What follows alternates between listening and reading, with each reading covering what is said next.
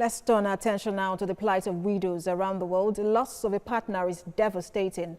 Now, for many women around the world, especially in developing countries, that loss is magnified by a long-term struggle for their basic needs, their human rights and dignity. There are an estimated 258 million widows around the world, and nearly 1 in 10 live in extreme poverty. The United Nations observes 23rd June as International Widows Day since 2011 to draw attention to the voices and experiences of widows. Now more than ever, this day is an opportunity for action towards achieving full rights and recognition for widows. This includes providing them with information and access to a fair share of their inheritance, land and productive resources, pensions and social protection. And National Program Officer, UN Women Nigeria, Patience Ekeoba, joins us on the news for more on this. Good to have you join us, Patience Ekeoba. We already know that, it is difficult and traumatic to lose a loved one in any capacity, but to lose a partner, a pillar of support, that must be very, very devastating for women. So help us understand the plight of widows, especially in a country like ours, Nigeria. Thank you very much for having me.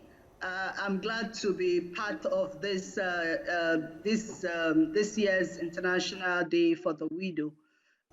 First, before I answer your question, I would like to salute all the widows out there, widows who are holding forth, who are playing the role of father, mother, supporter, provider. In fact, I doff my hat for all widows across the world. This year's widows, the theme for the year is Invincible Women, Invincible Problem. The theme was chosen because increasingly I think that it does appear as if a lot of us do not understand the plight that widows go through. Unfortunately, every one of us that are married, would experience this at one point or the other in our lives. But sometimes society behaves as if we're not seeing the challenges that widows go through. I have firsthand information and experience of what widows go through because my own mother became a widow before she turned 30.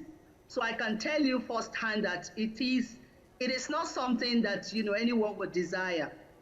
First and foremost, the way widows are treated is such that especially in Africa, is as if, okay, once the partner dies, it must be the partner that is responsible for the death of the other partner. So there's a lot of finger pointing, there's a lot of accusation. Just like you said during your intro, there's a lot of disinheritance. When my mother died, she literally lost everything that my father had, because everything had to be returned to the village, and then she had to come back to Lagos to start her life again.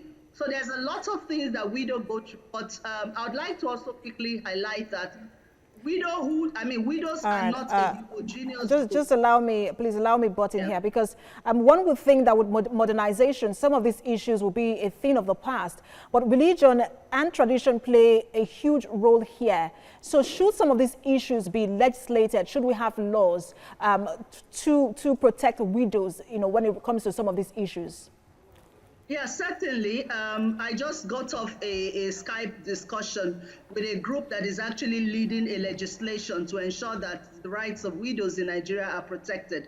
You can't take away laws, It is always important to have these laws in place. And when they're in place, it's also very important that the laws are enforced to protect the rights of widows. I think that a day like this actually should provide opportunity for us to highlight as much as possible the challenges that widows go through.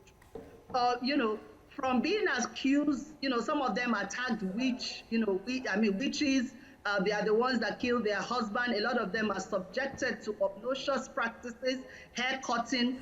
And please let me quickly also pause to say that the things that we used to see in those days have not completely changed in some communities. Unfortunately, religion has also not been able to address some of these challenges, because for an issue to be addressed, we must first and foremost see it as a collective issue. But unfortunately, when widows, a widow loses her husband, it's as if, okay, it's her problem, she's got to deal with it.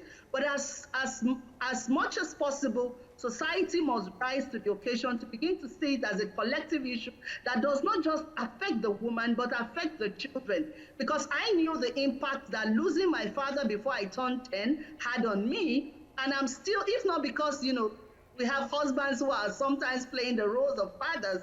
Sometimes Absolutely. those gaps actually leave you disorganized, it leaves you disoriented. You can't really have, you cannot I'm afraid, that experience of having a father. I'm afraid we do have to leave it there. National Program Officer, UN Women Nigeria, Patience Ekeoba, thanks for talking to TVC News.